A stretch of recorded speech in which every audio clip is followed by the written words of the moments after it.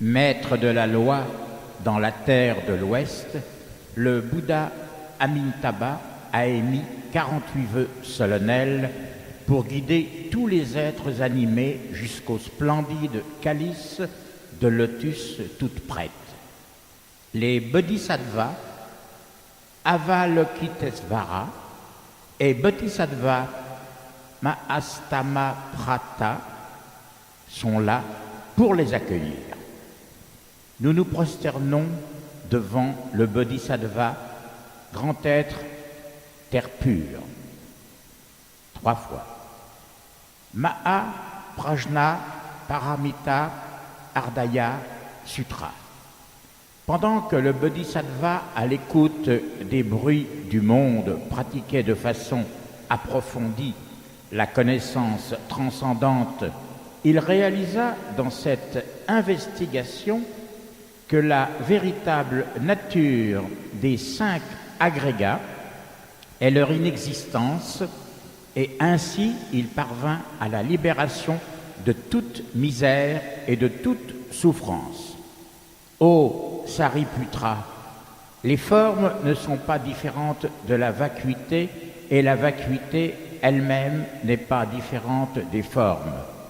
Les formes sont la vacuité, et la vacuité est ce que les formes sont. Il en est de même pour les sensations, les représentations mentales, les formations de la pensée et les consciences. Ô Sariputra, toutes les choses ont pour nature essentielle la vacuité. Elles ne sont ni créées, ni indestructibles, ni engendrées, ni pures. Elles n'augmentent pas, ni ne diminuent. En conséquence, dans la vacuité, il n'y a pas de forme, ni de sensation, de représentation mentale, de formation de la pensée et des consciences.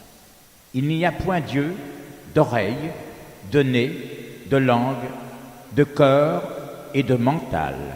Il n'y a pas de forme, de son, d'odeur, de saveur, de toucher ni d'objets mentaux.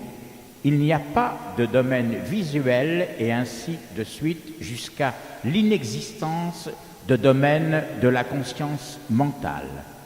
Il n'y a pas d'ignorance ni d'extinction de l'ignorance et ainsi de suite jusqu'à ce que nous parvenions là où il n'y a pas de vieillesse ni de mort, pas plus que l'extinction de la vieillesse et de la mort. Il n'y a pas de souffrance, ni de formation de la souffrance, ni de cessation de la souffrance, ni de voie menant à la cessation de la souffrance. Il n'y a pas d'acquisition de la sagesse, ni de réussite. Puisqu'il n'y a pas de but à atteindre, les bodhisattvas prennent appui sur la connaissance transcendante et ainsi leur esprit est libéré des distorsions. Libres de tous obstacles, ils ne connaissent plus aucune terreur, ils s'éloignent de toute illusion déconcertante et finissent par atteindre le nirvana complet. Les Bouddhas des 3 temps prennent appui sur la connaissance transcendante et parviennent à l'éveil authentique, absolu et parfait. En conséquence, il faut savoir que la connaissance transcendante est le grand mantra lumineux, le mantra suprême, le mantra inégalé, capable de guérir toutes les souffrances. C'est la pure vérité sans défaillance. Réciter la formule de la connaissance transcendante, c'est réciter le mantra Gat, Gat, Paragat, Parasamgat, Bodhisvaha, 3 fois. Mantra pour la naissance en terre de suprême félicité. Namo, Amitabhaya, Tathagataya, Tadhyata, Amtod, Bhav, Amrata, Siddham, Bhav, Amrata, Vikrant, Amrata, Vikranta, Gamini, Gagana, Kirti, Kar, Svaha, 3 fois. Invocation de Bouddha. Le corps du Bouddha Amitabha a la couleur jaune. L'aura de sa prestance est incomparable. Ses sourcils sont blancs comme les 5 monts Meru. Ses yeux bleus sont limpides comme les 4 mers. Dans son auréole apparaissent d'innombrables Bouddhas ainsi qu'un nombre illimité de bodhisattvas. Le Bouddha a fait 48 vœux solennels pour guider les êtres animés des 9 degrés de mérite jusqu'aux rives de l'éveil. Nous nous prosternons respectueusement devant le Bouddha Amitabha qui a la grande miséricorde, la grande compassion et qui règne au pays de la suprême félicité à l'ouest. Salut. Namo Amitabha. Salut. Nous nous prosternons respectueusement devant le Bodhisattva Avalokitesvara de la grande miséricorde. Salut. Nous nous prosternons respectueusement devant le Bodhisattva Mahastamaprapta. Salut. Nous nous prosternons respectueusement devant le Bodhisattva Ksitigarbha au vœu solennel. Salut. Nous nous prosternons respectueusement devant tous les bodhisattvas de la grande assemblée de la sérénité. Salut. Le repentir adressé vers les 10 directions de l'espace. Parmi les Bouddhas des 3 temps dans les 10 directions, le Bouddha Amitabha occupe le premier rang. Il guide les êtres animés vers les 9 degrés de mérite. Sa vertueuse réputation est sans limite. Pour la cause de l'âme du défunt, nous faisons le repentir des 3 catégories de mauvaises actions afin d'obtenir des mérites pour les lui dédier. Nous souhaitons ensemble, avec les invocateurs de Bouddha, de pouvoir renaître au pays de la félicité suprême, rencontrer le Bouddha, comprendre le sens profond du Dharma, voir s'épanouir notre nature d'éveil, d'éradiquer définitivement nos souffrances infinies, pouvoir appliquer toutes les pratiques du Dharma. Nous faisons le vœu d'aider tous les êtres animés à parvenir à l'état de Bouddha parfaitement accompli. Salut. Dédicace. Les mérites de cette prière pour la non-renaissance dans le cycle de mort et renaissance sont miraculeuses. Nous souhaitons que tous les avantages ainsi obtenus encourageront tous les êtres animés des univers à s'orienter vers le Dharma pour comprendre la merveilleuse transcendance. Salut. Nous faisons le vœu de dédier tous ces mérites à tous les êtres animés ainsi qu'à nous-mêmes pour que tous nous parvenions à l'état de Bouddha parfaitement accompli. Salut. Vœu sincère. Nous nous prosternons respectueusement devant le Bouddha Amitabha, plein de compassion et de miséricorde, maître de la loi au pays de la suprême félicité à l'ouest. Salut. Vœu pieux.